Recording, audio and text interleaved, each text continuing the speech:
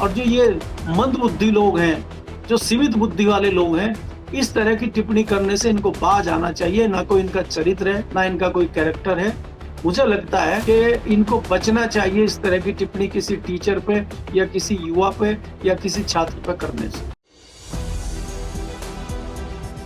नमस्कार, 4PM में आप सभी का स्वागत है और मैं हूं आपके साथ आकांक्षा यादव।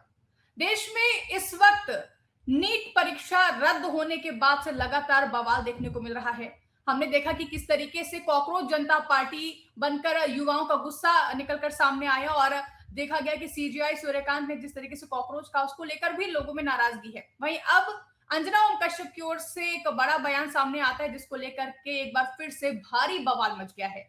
अंजना ओम कश्यप ने कहा है कि जो YouTube पर तमाम जो शिक्षक हैं जो कि पढ़ाते हैं ऑनलाइन बच्चों को, उनको लेकर के कह दिया है कि कौड़ी भर का उनके पास ज्ञान नहीं है, लेकिन वो YouTube पर आ जाते हैं व्यूज बटोरने के लिए करके। इसी को लेकर के अब खान सर की ओर से पलटवार किया गया है। क्या कुछ कहा है उन्होंने साफ साफ कह दिया है कि अगर हमारे पास ज्ञान नहीं तो फिर आप आ जाइए, चैलेंज दे दिया कि आप आइए और आप बच्चों को पढ़ाइए और बताइए कि कैसे नोट में चिप है, कैसे तलवे चाटे जाते हैं। इस तरीके की बातें खान सर की ओर से कही गई हैं और तमाम शिक्षक हैं जो कि अंजना ओम कश्यप के विरोध में उतर आए हैं। इस पर बातचीत करने के लिए हमारे साथ मौजूद हैं वरिष्ठ पत्रकार केपी मलिक जी, जिनसे हम जानेंगे कि आखिर अंजना ओम कश्यप के बयान पर उनकी क्या कुछ राय है। सर, बहुत बहुत स्वागत है आपका। सर, जिस तरीके से हम देख रहे हैं कि पहले यूथ को, युवाओं को कह दिया जाता है कॉकरोच, अब शिक्षकों को कह दिया जा रहा है कि उनको कोई ज्ञान नहीं है, कौड़ी भर का भी। अंजना ओम कश्यप के इस बयान को आप किस तरीके से देखते हैं? देखिए आकांक्षा, जो माहौल आजकल देश में चल रहा है, युवा जिस प्रकार से सड़कों पे है, बेरोजगारी है, महंगाई है, उन मुद्दों को दबाने के लिए नए नए मुद्दे जन्म देते रहते हैं। कुछ लोग इसी काम पे लगे हुए हैं। अब अगर आप पिछले कुछ सालों से अंजना ओम कश्यप का इतिहास देखें तो वो क्या काम कर रही हैं। उनको तो गोदी मीडिया के जो चुनिंदा एंकर हैं उनमें गिना जाता है उनको। अगर वो किसी टीचर पे इस तरह का आक्षेप लगा रही हैं, इस तरह की बात वो किसी अध्यापक के बारे में, कोचिंग क्लास लेने वालों के बारे में, उसमें और खासकर खान सर जैसे लोग जो हैं, जो शिक्षा को बढ़ावा दे रहे हैं और गरीब बच्चों को आगे बढ़ाने का काम कर रहे हैं, भाई कुछ मात्र फीस भी ले रहे हैं। जहां उनको लगता है कि कोई फीस नहीं दे पाने वाला बच्चा है, उसका भी सहयोग करते हैं। जो भी है वो कुछ काम कर रहे हैं। आप उन पर टिप्पणी करने वाले कौन होते हैं? आप अपना तो बताइए। अगर आपको बच्चों की इतनी ही चिंता है तो नीट का प्रोग्राम चलाइए अपने। नीट पे जो पर्चों में गड़बड़ी हुई, जो लीक हुए, उसका स्टिंग ऑपरेशन करिए अगर आप बहुत बड़ी पत्रकार हैं। लेकिन हम उनको पत्रकार नहीं, वो तो एक मात्र न्यूज एंकर है जो टीपी पे लगा दिया जाता है, जो टेलीप्रॉम्प्टर पर डाल दिया जाता है, वो उसको पढ़ देती है। इसके अलावा वो उनका कोई लेना देना नहीं है। ये सब वही पत्रकार है ना जो नोटों में चिप बताते हैं और तमाम बड़ी बड़ी घटनाएं बताते हैं और कई बार इतिहास में पड़ी हुई चीजें बता देते हैं। जो 20 साल पहले घटना हुई थी उसको बता देते हैं कि अभी अभी हुई है। तो इनके विषय में क्या डिस्कशन करना। एक अध्यापक है, वो किसी भी इंस्टीट्यूट का अध्यापक हो, स्कूल का अध्यापक हो, उसके पास अपने सब्जेक्ट की जानकारी होती है और वो पढ़ाता है ईमानदारी से। आप अपना काम सही से नहीं कर रहे हैं, दूसरों पर टिप्पणी कर रहे हैं, तो ये बड़ा आपत्तिजनक है। या तो आप इतने बड़े ज्ञाता हो और आप इस तरह का काम कर रहे हो कि आपके ऊपर कोई टिप्पणी ना कर सके। खान साहब ने कहा है ना कि भाई छलनी तो बोले बोले सूप भी बोल रहा है, या सूप तो बोले ही बोले, छलनी बोली जिसमें 72 छेद हैं। अब दीजिए आप जवाब उनको। तो आप पहले अपने गिरेबान में झांकिए, तब दूसरों के ऊपर टिप्पणी करिए। मैं ये अंजना ओम कश्यप जी को कहना चाहता हूं। लेकिन यहाँ एक माहौल चल रहा है आजकल देश में कि कोई भी कुछ भी टिप्पणी कर सकता है और बाद में उसको कोई ना सफाई देने की जरूरत है ना कुछ है। देखिए मीडिया में, अखबारों में काम करते हुए मुझे लगभग 3.5 दशक से अधिक का समय हो गया है और मैंने ये देखा है कि अगर किसी अखबार में कोई गलत चीज प्रिंट हो गई है तो उसकी सफाई अगले दिन दी जाती थी और माफी मांगी जाती। आजकल टीवी चैनल चल रहे हैं, उसमें उल्टा सीधा झूठ खबरें आप दिखा रहे हैं और बेशर्मी की हद है कि आप उस पर कहीं माफी भी नहीं मांगते, कहीं खेद भी व्यक्त नहीं करते। और जनता भी ताली बजा रही, जनता मस्त है, क्योंकि जनता को तो कुछ पता ही नहीं है। जो टीवी पर दिखा दिया वही सच है। तो ये बड़े दुर्भाग्य की बात है कि एक जिम्मेदार व्यक्ति और किसी मंच पे बैठ के अगर इस तरह का आचरण करता है, इस तरह की बातें बोलता है, तो मुझे लगता है उनको ये समझना चाहिए। भाई आज तक ने आपको ये मंच इसलिए उपलब्ध नहीं कराया कि आप उल्टी सीधी टिप्पणी करें और आप अपना एक एजेंडा वहां चलाएं। आप जनता के हित में जनता की खबरें लोगों तक पहुंचाएं। अरे आपको इतनी चिंता अगर है, आप बार बार ट्वीट कर रही हैं, बार बार बोल रही हैं कि ये बच्चों को लूट रहे हैं, बच्चों को ढंग से पढ़ाते नहीं है, गरीब माँ बाप का पैसा लूट रहे हैं, तो आपको तो पीड़ा दिख रही है कि बच्चों की बड़ी पीड़ा है आपके मन में। तो सबसे बड़ी पीड़ा तो वो खुद व्यक्त कर रहे हैं बच्चे। वो कह रहे हैं हमारा नीट का पेपर जो है रद्द कर दिया, हमारा नीट का पेपर जो है लीक हो गया है, उस पर आप कुछ कार्यक्रम चलाइए। बताइए आज तक पे आपने कितने कार्यक्रम चलाए, कितने सरकार के खिलाफ, कितने नीट के खिलाफ, कितने विभाग के खिलाफ आपने खबरें करी, बताइए आप। वो है नहीं आपके पास जी। सर, जिस तरीके से हम देखते हैं कि अभी नीट का पेपर तो लीक हुआ, रद्द हुआ, सीयूईटी का एग्जाम भी जो हुआ है 28 तारीख को, वो भी रद्द कर दिया गया है कई जगह पर, और रीजन दिया गया है तकनीकी गड़बड़ियां। ये गड़बड़ियां बार बार निकल करके सामने होती है, और ताजुब की बात यह है कि दावे तो बहुत किए जाते हैं कि हम छात्रों के साथ खड़े हैं, युवाओं के साथ खड़े हैं, लेकिन जब रोजगार देने की बात आती है तो रोजगार देने की बात तो बहुत दूर हो जाती है सर। एक परीक्षा भी नहीं करा पाती सरकार। वहीं अब जिस तरीके से पत्रकारिता का स्तर गिरता जा रहा है कि मेलोनी को मेलोडी दे दी जाती है, उस पर प्राइम शो हो जाता है, लेकिन नीट परीक्षा पर चर्चा नहीं होती है। क्या पत्रकारिता भी अब इसी तरीके से रहेगी, मतलब न्यूट्रल होकर के नहीं चलेगी, सिर्फ बायस्ड रहेगी, एक तरफा रहेगी? देखिए आकांक्षा, अगर आप देखें पिछले लगभग एक सवा दशक से हम देख रहे हैं पत्रकारिता में ऐसा नहीं है कि पत्रकारिता बिल्कुल साफ सुथरी होती थी। उसमें कहीं ना कहीं एक झुकाव होता था, उसमें तमाम चीजें रहती हैं। जो मीडिया संस्थान का मालिक होता है उसके ऊपर कई दबाव रहते हैं। दूसरा क्या होता है, उनके बिजनेस धंधे चलते हैं कई मीडिया संस्थानों के, तो वो इस वजह से दबाव में रहते हैं। दूसरा क्या होता है कि विज्ञापन का भी लालच होता है। तो एक हद तक वो चीजें होती थी, लेकिन पिछले अगर 10 साल से हम मोटा मोटी देखें तो वो बिल्कुल जो है दब गए हैं और बिल्कुल खत्म हो गए हैं, और मीडिया संस्थान एक कंपनी बन के रह गए। और वो कंपनी में जो मालिक है वो कंपनी की तरह चला रहा है, और एडिटर का जो यूज है, एडिटर की जो भूमिका है, अब वो एक सीईओ की भूमिका हो गई है कि उसको विज्ञापन को भी देखना है और उसको खबरों का भी देखना है। तो खबरें खाली जो दिख रही हैं वो सिर्फ जो पीछे से खबरें आ रही हैं उन्हीं को परोस दिया जा रहा है। अब एक हिसाब से उसको ये आप कहेंगे कि जो सरकार की तरफ से इशारा होता है कि इस पर शाम को डिबेट होनी है, ये खबर प्रमुखता से चलानी है, इस खबर को दबा देना है, तो आप सरकार के एजेंडे पे काम कर रहे हैं, क्योंकि सरकार से कहीं ना कहीं आप दबाव में हैं। दबाव के तमाम कारण हैं। दबाव का सबसे बड़ा कारण ये है कि मोटा पैसा सरकार आपको दे रही है। दूसरा दबाव का कारण ये है कि आपके जो बिजनेस और धंधे हैं, कहीं ना कहीं सरकार उनकी वजह से आपको ब्लैकमेल कर रही है, क्योंकि नंबर 2 के भी धंधे हैं उसमें। आप जो है उस पर जांच बैठ जाएगी, उसमें इनकम टैक्स आपके यहाँ पहुंच जाएगा, आपके यहाँ ईडी पहुंच जाएगी, तो उससे बचने के लिए आप सरकार का एजेंडा आगे बढ़ा रहे हैं। तो बहुत सारे कारण हैं। कई सारे मीडिया संस्थान ऐसे हैं कि उनके कोई दूसरे धंधे नहीं है, दूसरे बिजनेस नहीं है। ऐसे बड़े मीडिया संस्थान होते थे तो वो कई बार अच्छा काम करते थे, पिछली सरकारों के दौरान हमने देखा, लेकिन वो भी कहीं ना कहीं इस बार कंप्रोमाइज करके बैठे हैं। मुझे याद नहीं आता कि पिछले 10-12 साल में कोई स्टिंग ऑपरेशन, कोई बड़ा स्टिंग ऑपरेशन भारत में हुआ हो। नहीं तो लगातार स्टिंग ऑपरेशन होते थे। तहलका मैगजीन तो स्टिंग ऑपरेशन के लिए ही बनी थी। उन्होंने तो भारतीय जनता पार्टी पे ही ऑपरेशन कर दिया था और इनके प्रेसिडेंट का ही ऑपरेशन कर दिया था, और इनके प्रेसिडेंट को हटना पड़ा था। तो वो जो स्टिंग ऑपरेशन करने वाले लोग थे, जो स्टिंग ऑपरेशन करने वाले मीडिया संस्थान थे, वो कहाँ चले गए? उनको क्या दिक्कतें हो रही है? वो क्यों नहीं कर रहे हैं? क्या पत्रकार खत्म हो गए या क्या मामला है? इसकी भी व्याख्या होनी चाहिए, इसका भी विश्लेषण होना चाहिए। अगर मेरे एंगल से आप जानना चाहते हैं कि क्या क्या वजह है कि नहीं हो पा रहा है, तो सब कंप्रोमाइज है।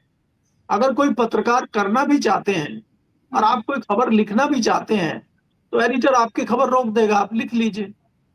अगर आप चैनल में है तो लाइए, आप खबरें निकाल के वीडियो बना के सब सामान और बाइट वाइट लेके और सारे तथ्य लेके आप पहुंचिए, तो संपादक रोक देगा आपकी खबरों को। और पता चला कि जिसके खिलाफ बना के लाए हैं, पता चला सीडी उसी के पास पहुंच गई है कि आपके खिलाफ ये चीजें, या तो उसको ब्लैकमेल कर लिया जाए और या फिर उससे जो है कंप्रोमाइज हो जाए, कुछ ना कुछ कर लिया जाए। ये चल रहा है पिछले 10 साल से। तो जो इस रैकेट में शामिल है वो ज्ञान दूसरों को दें, ये कैसे हो सकता है? दो तरफा थोड़ी खेल सकते हैं आप, आपको एक तरफ होना ही होगा। जी। अच्छा, अंजना ओम कश्यप को चैलेंज भी दे दिया है कई टीचर, सिर्फ खान सर ने ही नहीं जवाब दिया है, बल्कि अभिनव सर है जो कि मैथ्स के टीचर हैं, और कई ऐसे तमाम शिक्षक हैं जो यूट्यूब पे पढ़ाते हैं, ऑनलाइन पढ़ाते हैं। उन्होंने सीधा चैलेंज कर दिया है कि ज्ञान की बातें अगर आप कर रही हैं तो फिर आ जाइए, किसी दिन डिबेट कर लेते हैं, बातचीत कर लेते हैं। तो अब क्या लगता है आपको कि कभी ऐसा कोई माहौल बन सकता है कि अंजना ओम कश्यप इन सभी टीचरों के साथ बैठ करके कोई डिबेट कर सकती है, और क्या वो उनको अपनी सफाई दे भी पाएंगी? क्योंकि जिस तरीके से खान सर ने साफ साफ कह दिया है कि आइए आप पढ़ाइए फिर बच्चों को, अगर हमें ज्ञान नहीं है। क्योंकि जिस तरीके से नोट के अंदर चिप है बताई जा रही थी, हम सभी ने वीडियो देखा है, और इसी का जिक्र करते हुए खान सर ने सीधा बोला है कि आइए आप पढ़ाइए। इसके अलावा भी और जो तमाम शिक्षक है उनका यही कहना है कि अगर हमारे पास ज्ञान नहीं है तो फिर आप आकर के पढ़ा लीजिए। अच्छा, हमने देखा था सर कि कोविड के टाइम में बहुत ही ज्यादा दिक्कतें हुई थी, स्कूल कॉलेज जब बंद हो गए थे, तब यही टीचर थे जो ऑनलाइन प्लेटफॉर्म्स के जरिए बच्चों को शिक्षा उपलब्ध करा रहे थे, मुफ्त में शिक्षा। यूट्यूब पे बहुत आसानी से कई कोर्सेज है जो मिल सकते हैं, बेसिक आप नॉलेज ले सकते हैं। फिर सीधा यूं टारगेट कर देना और फिर उसमें जस्टिफिकेशन करना है कि नहीं, स्कूल के टीचर जो होते हैं वही टीचर होते हैं, यूट्यूब पे या ऑनलाइन जो पढ़ा रहे वो टीचर नहीं होते हैं। इनका तर्क किस हिसाब से वो दे सकती हैं? देखिए आकांक्षा, पहला जो बात ये है जो आपने सवाल किया है, इतनी हिम्मत अंजना ओम कश्यप की नहीं है कि उन टीचरों के साथ वो डिबेट कर सके, उनको अपने स्टूडियो में बुला सके। सामना नहीं कर पाएंगी वो, क्योंकि अभी वो सवाल उठा रहे हैं, वो कह रहे हैं भाई ठीक है, हमें अगर ज्ञान नहीं तो आप पढ़ाइए, लेकिन आप पढ़ाएंगी क्या? आप जो गोदी मीडिया में पढ़ा रही हैं वही तो उन्होंने कहा है कि आप पढ़ाइए। आपने कहा था कि 2000 के नोट में चिप है, आप पढ़ाइए कि सरकार के तलवे कैसे चाटे जाते हैं। वो तो ओपन चैलेंज कर रहे हैं, आप आपके ऊपर तमाम आरोप प्रत्यारोप वो लगा रहे हैं, जवाब अब दे दीजिए आप उनका। तो एक तो ये कभी होगा नहीं। दूसरी बात ये है कि ये जितने टीचर हैं इनमें से अधिकतर इस प्रक्रिया से गुजरे हैं, उन्होंने भी परीक्षाएं दी हैं।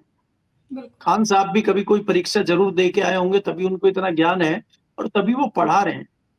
बहुत सारे ऐसे युवा होते हैं जो कई बार परीक्षाएं देने के बाद या तो उनकी उम्र निकल जाती है या उनका मोह भंग हो जाता है, तो ऐसे में वो विचलित हो जाते हैं और वो कुछ दिन विचलित रहते हैं और फिर वो ये सोचते हैं कि यार मैं तो कुछ बन नहीं पाया, लेकिन मेरे जैसे जो दूसरे युवा हैं मैं उनकी मदद करूं, शायद वो बन जाए। ऐसी कई फिल्में भी बन चुकी हैं, हमारे बहुत युवाओं से बात हो चुकी है। कई सारे युवा यूपीएससी की परीक्षा देते हैं, फिर यूपीएससी में नहीं आए तो वो आईआरएस बनने की कोशिश करते हैं, जब कुछ नहीं बनते तो फिर वो पत्रकार भी बन जाते हैं, क्योंकि ज्ञान तो है उनमें। तो बहुत सारे ऐसे लोग हैं, तो मुझे लगता है कि उनमें से काफी हद तक ये वो लोग हैं जो आज टीचिंग का काम कर रहे हैं, तो इनके पास ज्ञान का भंडार है, इनको कोई कमी नहीं। दूसरा, इसमें बीच में एक और नाम भी बार बार आ जा रहा है, कुमार विश्वास का।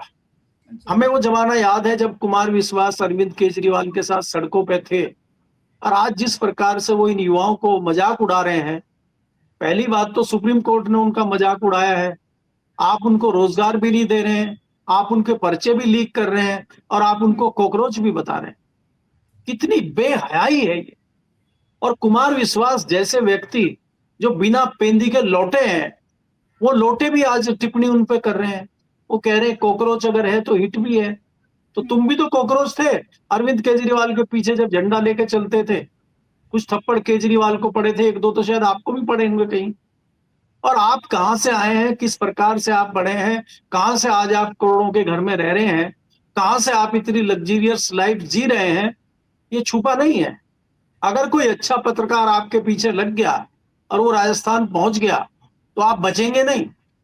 तो इसलिए इस तरह के लोगों को अपना चोंच बंद करके रहना चाहिए। मैं तो यही इनको कहूंगा, भाई देखिए, कोई ऐसा व्यक्ति बोले कि जिस पे कोई आरोप न ठहरता हो तो एक बार समझ में आता है, ये इस तरह के लोग बोलेंगे।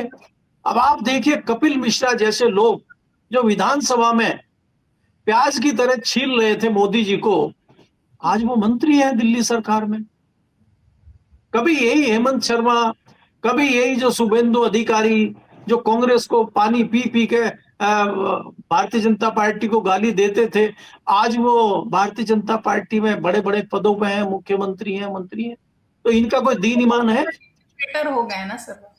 तो नहीं, मैं क्या कह रहा हूं कि इनको इनको इनकी हैसियत है कि ये दूसरों को ज्ञान दें, और उस युवा, खासकर उस युवा को ज्ञान दें जिस युवा की जिंदगी तबाह करने पे आप लगे हुए हैं। पर्चा लीक हुआ है उसका, उस युवा का जो सालों साल मेहनत कर रहा है, अपना सब कुछ छोड़ के वो उसमें लगा हुआ है परीक्षा देने में। उसने अपने शौक छोड़ दिए, अपने माँ बाप को छोड़ दिया है, अपने घर में सारे फंक्शन छोड़ के वो सिर्फ पढ़ने पे लगा हुआ है, और उसके साथ आप मजाक कर रहे हैं, उसको परेशान भी कर रहे हैं और मजाक भी कर रहे हैं। तो आपको तो बड़ी सजा मिलनी चाहिए इस तरह के लोगों को। और हम एनटीए हो चाहे मंत्री हो, जरा सी देर में कह देते नहीं नहीं ये नहीं है, वो नहीं है, और अब आप एयरफोर्स को लाने की बात कर रहे हैं। अगर एयरफोर्स को ही संभालना है और एयरफोर्स को ही सारी चीजें करनी है, तो आप किस लिए बैठे हैं? आप हटिए फिर। तो बात यह है कि युवाओं का गुस्सा जायज है, इस तरह के लोगों को बाज आना चाहिए। जो बेशरम लोग हैं उनको कोई अधिकार नहीं है इस तरह के लोगों पर टिप्पणी करने का। मैं सिर्फ इतना कहना चाहता हूँ। जी बिल्कुल सर, युवाओं का गुस्सा जायज भी हो, और जिस तरीके से हमने देखा जब नीट का पेपर लीक हुआ, रद्द हुआ, तो लखीमपुर का छात्रों या फिर कई छात्रों की मौत की खबरें भी सामने आई हैं। आपने भी कहा कि सालों से मेहनत करते हैं बच्चे, उसमें सिर्फ एक बच्चे की मेहनत नहीं होती है, उसके परिवार की होती, माता पिता की मेहनत होती है, शिक्षकों की मेहनत होती है। और फिर जब उन्हीं शिक्षकों को कह दिया जाएगा कि उनको कौड़ी भर का ज्ञान नहीं है और वो सिर्फ टीआरपी के लिए यूट्यूब पे पैसे कमाने के लिए आ गए हैं, तो क्या टीआरपी और रेटिंग के नंबर पे आज तक नहीं चलता है, या फिर कोई अन्य जो संस्था है वो नहीं चलते हैं? सभी काम कर रहे हैं खुद को आगे बढ़ाने के लिए। अगर वो शिक्षक मुफ्त में ज्ञान दे रहे हैं बच्चों को, खान सर का जिक्र अगर हम करें तो कितने बच्चों को मुफ्त में पढ़ाते हैं, उनकी कितनी मदद करते हैं, जितनी परीक्षाएं होती है उनके लिए काफी कुछ करते हैं। सीधा ऐसे उनको टारगेट कर देना, ब्लेम कर देना, और यूट्यूब के शिक्षक जो फ्री में ज्ञान दे रहे हैं उनको इस तरीके से मजाक कर देना, और कहीं ना कहीं ये सिर्फ ना सिर्फ शिक्षकों का अपमान है बल्कि छात्रों का भी है, क्योंकि वो उनसे पढ़ रहे हैं। और गुस्सा जायज है, जो कि अब सड़कों पर भी दिखाई दे रहा है कॉकरोच जनता पार्टी के रूप में। देखिए आकांक्षा, अगर आप देखें जिस प्रकार से आपने कहा है कि खान साहब जिस प्रकार से पढ़ा रहे हैं, या खान साहब जिस प्रकार से यूट्यूब, अंजना और कश्यप को यही तय कर लेना चाहिए कि खान साहब के कितने व्यूअर हैं, कितने उनके फॉलोअर हैं, वही खाली उनसे मैच करके देख लें। मुझे लगता है कि जितने लोग खान साहब को देखते हैं इतने तो आज तक को भी नहीं देखते होंगे। मैं अभी आंकड़े देख रहा था, मैंने देखा कि लगभग कई वीडियो तो उनके ऐसे हैं जो 250 करोड़ बार देखे जा चुके हैं, और 2.5-3 करोड़ के लगभग इनके फॉलोअर हैं। इतने तो मुझे नहीं लगता अंजना ओम जी के होंगे, इतनी फेमस तो शायद है नहीं वो, इतनी अच्छी चिप तो बता नहीं रही वो।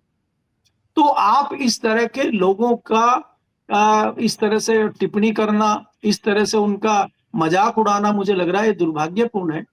दूसरा, आपने बात कही है कि बच्चों को बनाने के लिए खाली बच्चे की मेहनत नहीं होती, उसके माँ बाप की भी होती है, उसके घर की भी होती है, टीचरों की भी होती है, परिवार अपना पेट काट के पैसा भी खर्च करता है, बहुत सारी मेहनत सब लोगों की होती है। और ऐसे में अगर बच्चा इस मुकाम पे पहुंच जाए, ये हालत हो जाए, तो बच्चा भी टूट जाता है और वो परिवार भी टूट जाता है। इन्हीं परिस्थितियों में आपने देखा होगा कई बच्चों ने आत्महत्या जैसा गंभीर कदम उठा लिया। जो इसका जिम्मेदार कौन है? अगर किसी परिवार का एक ही बच्चा था और उसने बड़ा सपना देखा था, उसके परिवार ने बड़ा सपना देखा था, कई लोगों ने तो लोन वगैरह लेके बच्चों को पढ़ाते हैं, तो उनका क्या हासिल होगा? तो इस बारे में ये सोचते हैं? ये नहीं सोच सकते, क्योंकि इतना सोचते नहीं है। पूरा पेपर नहीं लीक हुआ था, कुछ प्रश्न बाहर आए थे, इस तरीके के तो तर्क दिए मैं वही कह रहा हूं कि ये इन चीजों को बहुत हल्के में लेते हैं। जब इनके ऊपर से गुजरती है तब इनको पता लगता है, और तब तक बड़ी देर हो चुकी होती। मैं बहुत सारे ऐसे लोगों को जानता हूं जो इस तरह से करते थे, और बाद में जब खुद वो इसके भुक्तभोगी बने तब वो गिड़गिड़ाते थे हमारे सामने। आज तमाम सरकारी अधिकारी, तमाम इस तरह के लोग जो चाटुकार थे सरकार के, जो अंधभक्त बने हुए थे, जब उनके घरों पर बुलडोजर चले तो उनकी हालत देखने लायक थी।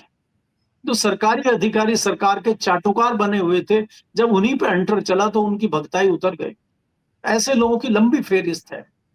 तो इसलिए मुझे लगता है कि आंखें बंद नहीं करनी चाहिए, आंखें खोल के आपको देखना चाहिए।